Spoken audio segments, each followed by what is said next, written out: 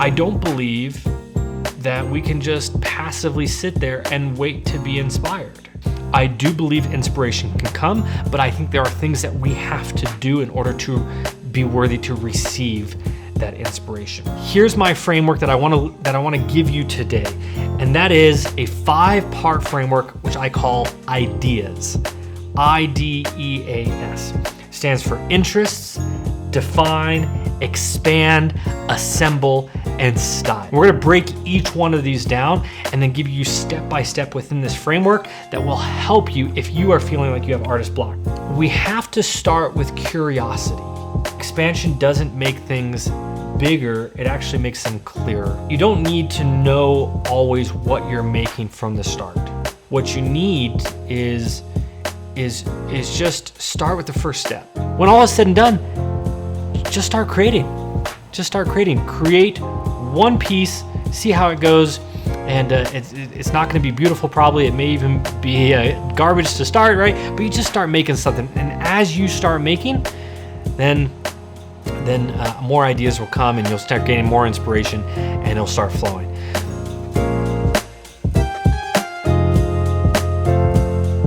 Welcome back to another episode of the Art Lens Podcast.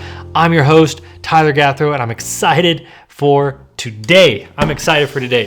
You know why? Because this is something a lot of people deal with, right? A lot of people deal with what we call artist block, right? Writer's block, right? Whatever you want to call it, right? This not being able to generate ideas, thinking to yourself, I don't know what to create. It's normal. It happens to everyone at some point or another. We all come across periods of time where we struggle to generate ideas, to figure out what is next, what to make, what to write, what to create. So today I want to give you a very simple framework that you can follow to combat this artist block. Now, I do feel like it's really important right here off the bat to mention a couple things. First of all, I'm reminded of a story that I heard from Annie Leibovitz. I took her online masterclass, and she shared a story about when she was photographing the abstract painter Agnes Martin in her studio. And Agnes Martin said to Annie Leibovitz, I sit here and I wait to be inspired, right? And it's as if there was this thinking that Agnes Martin had, of like, it's very passive. I don't have to do anything. Like, the ideas are just going to come and flood my mind, and I just wait for them to come, and then I grab them when they come, and that's it, right? Okay. That got me thinking. When I heard that, it reminded me of a very famous TED Talk by the author Elizabeth Gilbert. You may know her from one of her most famous books is Eat, Pray, Love. She gave a fabulous TED Talk. You should listen to it. It's called The Elusive Creative Genius. Okay, and in it she talks about this, again, elusive, this thing that kind of comes by, and you gotta snatch it and grab it, right? These ideas, these inspirations, right, that can kind of come, and you gotta, as if it's like some sort of divine being that floats by and gives you these ideas as you're just passively sitting there. Anyway, you should listen to the TED Talk. A lot of great things to pull from that. I'm also thinking of the wildly famous book by Julia Cameron, The Artist's Way, which is a spiritual guide to creativity. Now, why am I bringing these things up? Because what we're talking about is idea generation and artist block. Where does inspiration come from, and how do I gain inspiration, and all these types of things.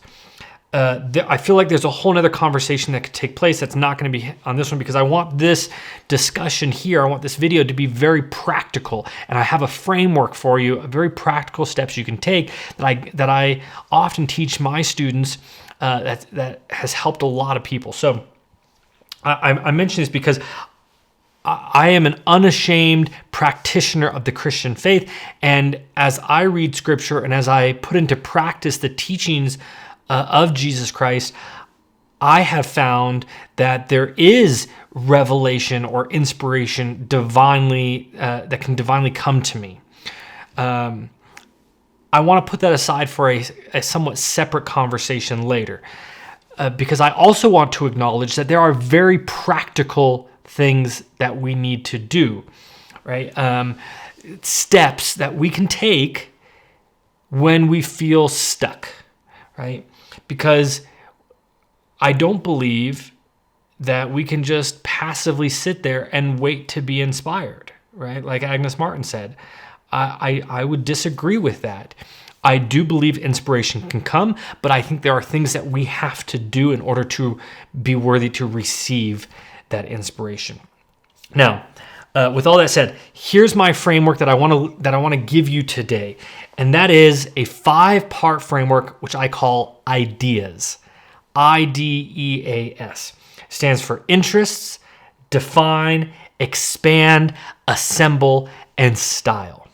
Okay, and we're going to break each one of these down and then give you step by step within this framework that will help you if you are feeling like you have artist block.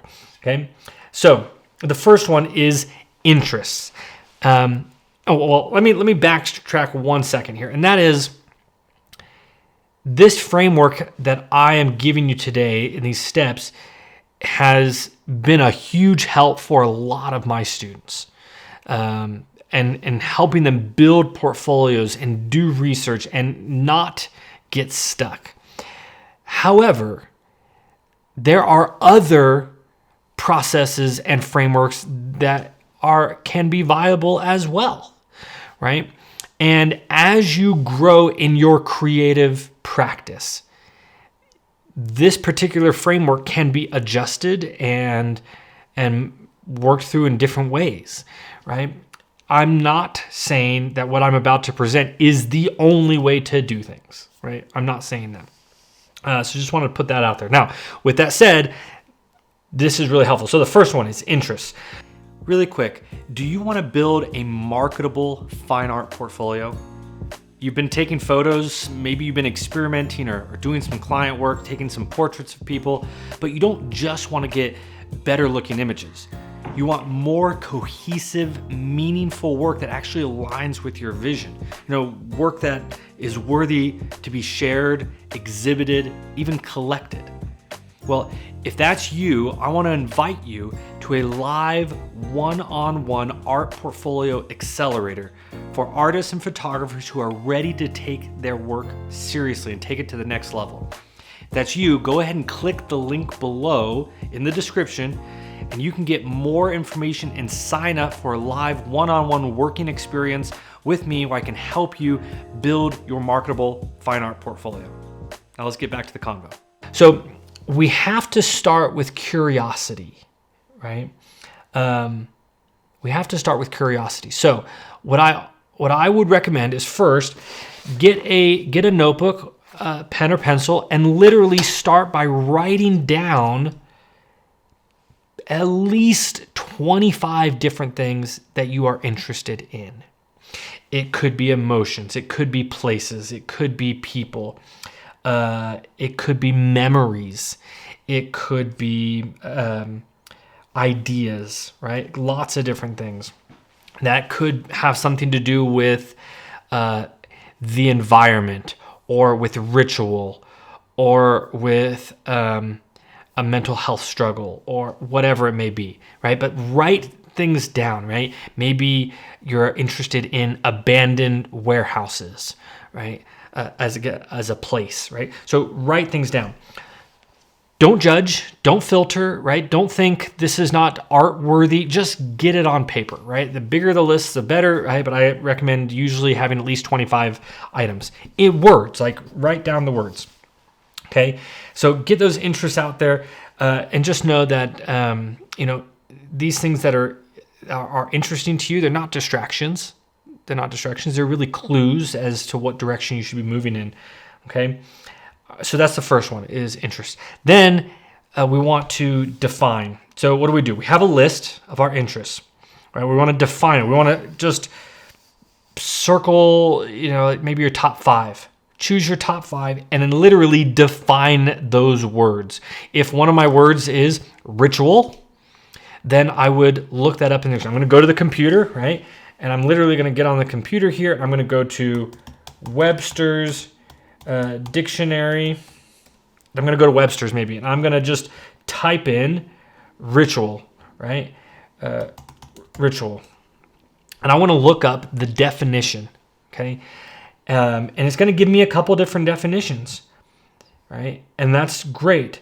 Done in accordance with social custom or normal protocol, right? The established form for a ceremony, a ritual observance, a ceremonial act or action, an act or series of acts regularly repeated in a set, precise manner, right? So it's going to give you a number of different things. And this is just one example, right? So you want to define. And then I would write that down. Again, take your notebook, right? Open it up. So you circle your words. You write down these definitions to these words. And what we're doing here is we're trying to use language to help us work through our thoughts, right? Language turns vague interests into something that you can work with. So choose 5, look up the definitions, pull those down. Now, from those definitions, here's my next step. Is I'd say, okay, let's go back to the example with ritual. So I actually have it up here on my computer, right? So one of the words was an established form for a ceremony or So here's another word, ceremony or a ritual observance. So I would say, well, what is a ceremony? Right? That might be something. So then I would look that word up, right? So look at the definition and then circle any additional words or underline any additional words within the definition and look those words up. Can you find any, maybe even find any synonyms, right? So what we're trying to do here is we're trying to expand a little bit of the definitions, and we're defining what is it we're really trying to get at, right? So yes, there's an expansion happening here because we're adding additional words, but there's also a narrowing in of like, what am I really interested in? You say ritual, but listen, there are rituals that take place at a baseball game, right? Or sporting events. There are rituals that take place in your home, right? Around the holidays, Thanksgiving, we have rituals, right? But there are also rituals that take place in a religious context, in a synagogue or a church, right? There's all kinds of rituals. So again, I'm just using the word ritual as one example. This could be lots of different topics or places or ideas, right? So I would look up synonyms. I would look up additional words. That's really going to help you define, right? So highlight or pull out those keywords. Again, states of being, conflicts that you notice, tensions, right? Actions, emotions, all of those things. So we're using language to try to work through our interests here. Okay. Then third one is the E, and that is expand. So we want to follow this thread a little bit deeper. Take the keywords that you've defined, right? And now we want to narrow it down to say 1 to 3 key ideas or concepts, right? Keywords. So let's say you started with your list of 25. You picked out 5, you defined those, you picked out some additional words and you defined those or some synonyms. Now let's bring that down a little bit. We're going to look up definitions to those words, right? And we're going to notice any patterns, any overlaps, emotional weight, right? Expansion doesn't make things bigger. It actually makes them clearer, okay? I'll say that again. Expansion doesn't make things bigger. It actually makes them clearer. So we're going to narrow your focus down to 1 to 3 core words or themes. Okay. Now, after you have your list, after you've circled it, after you've defined and expanded and gotten this down, then we want to assemble. Right? What do I mean by that? I want you to think visually we're going to assemble some photos. We're going to actually look at some images. And it doesn't have to be just photos. I mean, it could be reproductions of paintings and things. So you want to do image research. So again, we're going to go back to a computer. You could do this on your phone as well. And you want to search up these words, right? Like type in the word ceremony or ritual in Google Images or Pinterest, right? Go to a place where there are images. I like to start with just Google search, Google Images. And what you want to do is you want to look for, say, 10 to 20 images that you resonate with, that can show or demonstrate the kinds of ideas or thoughts you're having related to these words and these topics. And I would even ask yourself some very specific questions, right? Things like, is there anything that surprises me in these images, right? What keeps showing up repeatedly as I'm looking and searching, right? So maybe you look up the word ceremony, you look up the word ritual, you look up the word, you could search very specific rituals, religious ritual, athletic ritual, sports rituals, right? Holiday rituals, right? So you're looking at those specific things. And with all these different types of rituals, are there things that are constantly showing up or being repeated? What do you feel when you see these images? Do they make you feel, if you're searching up abandoned warehouses, as you're searching up those pictures of abandoned warehouses, how is it making you feel, right? The different images. What you want to do is you want to let the image research spark some associations, right? Or spark some new thoughts, right? Because you have a notebook with your words, your definitions, your synonyms, right? And some initial thoughts that you've written down, and you're looking up images, and is there associations between these two things, or what is it getting you to think about? Oh, here's a new thought. Wow, abandoned warehouses, but I actually hadn't thought of, abandoned warehouses as being like car garage, like underground car garage, or I hadn't thought of it in this term or that term, right? I hadn't thought of the supernatural inside of these abandoned warehouses, or the events that are taking place, like what types of people are accessing abandoned warehouses, and what actions are being taken place there. So are there new questions that you're having? Okay. So images think differently than words do, right? And you want to let those images kind of lead you. Hey guys, when it comes to fine art photography, we know that gear is not everything. However, if you want to have the best looking images, you need to have great quality gear. So I've put together a free gear guide just for you. It has my top recommendations for cameras, lenses, lights, and a lot more. It is a live document. I try to keep it updated as new technologies come out. All you have to do is click the link below in the description to download the free gear guide just for you. Hopefully it helps. Now let's get back to the conversation. And then the last one is S, and that is for style. So you want to decide on what you want your work to look like, right? And this could be things like, I really like these images that are black and white, or wow, I really love these images that are full of color, really vibrant, that pop, right? Could be that you really love the more abstract images versus the very representational stuff. Or maybe you want it to be more documentary style, or more fictional and cinematic with very staged lighting. So there's lots of different styles you could go with, right? So what styles are you looking for? What do you gravitate towards? So I would start kind of thinking about, what styles do you like? And again, we can take up our workbook and we can write these down. We can say, you like these styles. So you have some ideas. And then after you have an idea of sort of the visual styles, I would start writing down, like your visual approach, I would start writing down 3 to 5 questions.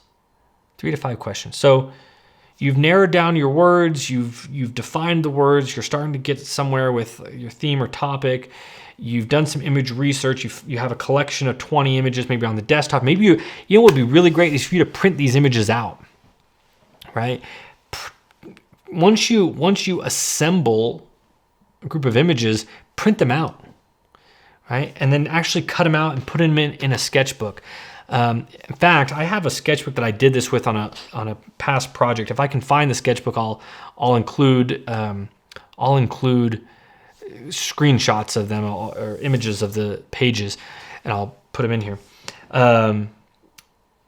But printing out the images would be really great, so you have them in your sketchbook. Once you have all that, and you've kind of figured out a little bit of what you gravitate towards with a visual style, then I want you to come up with some questions, okay? And these are 3 to 5 questions that things you're curious about, right? Okay, I've got these images, I've got these words, I've got this theme or topic, right?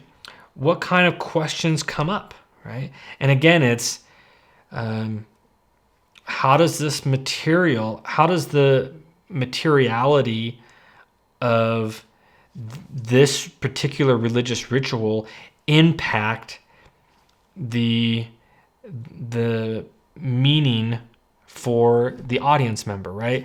Let's say there's a religious ritual that's taking place at a synagogue, and they have some prayer shawls, and there's certain materials or tassels.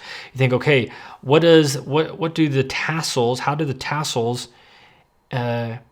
impact the spiritual experience for the participant, right? Or if you're thinking about places and you're thinking about abandoned warehouses, let's go back to that example. You can say, okay, what questions? Again, it's why have these places become abandoned, right? Or, what happens to, in what way does the natural world and the man-made become infused together when we as humans abandoned this place that we made, right? If there is a building or structure that we as humans made and yet then we abandon it, how does Mother Nature then interact and take over, right? So anyway, I just want you to be thinking about what are the questions you can ask when you start combining these images and the words together, right? And so you write down a few questions. Again, write them down in a notebook so you have them together. And also just to know that, style, when it comes to style, visual style that you like, the visual language, it's not decorative, right? In the sense that it's a creative constraint, right? We work within creative constraints so we can explore deeply. Okay. If I kind of give myself some parameters and say I'm going to work in abstraction, okay, but my theme is abandoned warehouses. Well, that's a very physical, tangible thing, but I'm going to represent this in an abstract way. Okay, that puts some constraints on you, and that'll help you dive deep. Okay, so just be aware of that. You don't need to know always what you're making from the start. Okay, you don't always need to know what you're making from the start. What you need is just start with the first step, right? What are you interested in? Okay, define them. Define those words. Choose a couple words, define them, right? Then expand a little bit, right? Assemble it, right? Get some images, right? Figure out a style, right? Doing this process will help you get ideas, right? And I often find with new photographers, new artists who are starting out, they're the ones who struggle the most with idea generation. And so if you're a beginner and you're not quite sure, give this a try, right? Give this a try. I want to give you another real world example of this, okay? So I'm going to give you another real world example. And I'll just use my computer here to do this. So I'm gonna create a new, just go to a new page. I'm just gonna do a Google Doc. So I have a blank document, and I'll record my screen here. I'm gonna do that right now. Record entire screen. Okay. Are we recording? Yep, perfect. Okay, so I'm recording my screen. I'm going to show you here. I'm going to just write down a list, right? So I'm interested in family, in family history. I'm interested in it. So I'm a parent. I'm interested in parenting, fatherhood, right? I'm a father right now. I've got a little baby, and so babies are kind of on my mind, right? Maybe I'm interested in old film photos, right? Or photo albums, right? I love looking at photo albums. Maybe I'm, family history, parenting, fatherhood, maybe children. I'll just say children in there as well. Motherhood as well. Motherhood, why not? As parenting in general. What also interests me is family structures, different types of family structures. What does family mean? But that goes into some questions. But family structures. Okay, so I'm starting to get a little bit of a list. Let me number these for you. Okay, so I've got 10. There you go. There's 10. So let me add to this some more, but maybe with go in a different direction. So I'm interested in vision. I've got glasses, right? Glasses, sight. With sight, how do we see? We see with light, darkness. Let's see, darkness. Years ago, I had close call with acute narrow angle glaucoma, and so blind or blindness I'm interested in. Maybe braille, right? Type braille. So you see how I'm creating this list? I've got 17 right now. I could keep going, right? Optometrist. I'm terrible at spelling. Optometrist. Okay. So I've got 18 items now. So what would I do? I would actually make sure you can keep going. Get at least 25 items. Once you have your list, maybe choose a couple, right? And so maybe I say I'm interested in braille. I'm actually just gonna let me do this bold and maybe make it red. Okay, so I'm gonna choose a couple here. Braille, fatherhood, right? That's this one, perfect. Braille, fatherhood, history, like family history, the impact of maybe vision, right? What we can see and understand. So I've picked out 4 right out of there. I could keep going through. So let me define those, right? So if I was to define parenthood or fatherhood, let's say fatherhood, I'm going to actually go to dictionary, fatherhood, right? And pretty easy, just gives me 2. And godhood and its and paternal aspect and the quality or state of being a father. Okay, all right. And I'm working through this right now just to show you exactly what to do here. Right? It's not too complex. Okay. In fact, we're gonna do this. There we go. And usually capitalize. We're gonna take that out. Right. Fatherhood. Boom, boom. Okay. All right, and let me change that and bring that down as well. Right. Okay, so I'm getting some definitions. So I would do that for each one of these, right? I'd get definitions for history, for vision, for braille. Once I get those definitions, I'm going to go back and look at any other things. Paternal, right? There's a word I could look at. The quality or state of being a father, the character or authority of a father. So what's character mean, right? The character of being a father. So if I look up character, right? A distinguishing attribute or feature, right? The aggregate of distinctive qualities characteristic of something, right? The mental is complex of mental and ethical traits marking and often individualize a person, group, or nation. Interesting. So you can see that when I'm trying to define fatherhood, right, in the definition, one of the words that I get is character, and I'm interested, well, what does character really mean? And I can come here to dictionary, and I can understand a little bit more about what it means to have the character of a father, right? And so that expounds on this, right? It helps me to define it.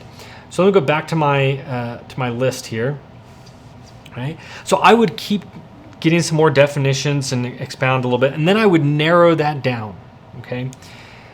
By narrowing it down to one to three words, right? That's really going to help. So I could say Braille and fatherhood. Maybe I choose those two. Okay, so let me look up some images about Braille and fatherhood, right? So I'd go back here, and I'm just gonna type in Braille and fatherhood. I don't know, right? We're gonna go to images, right?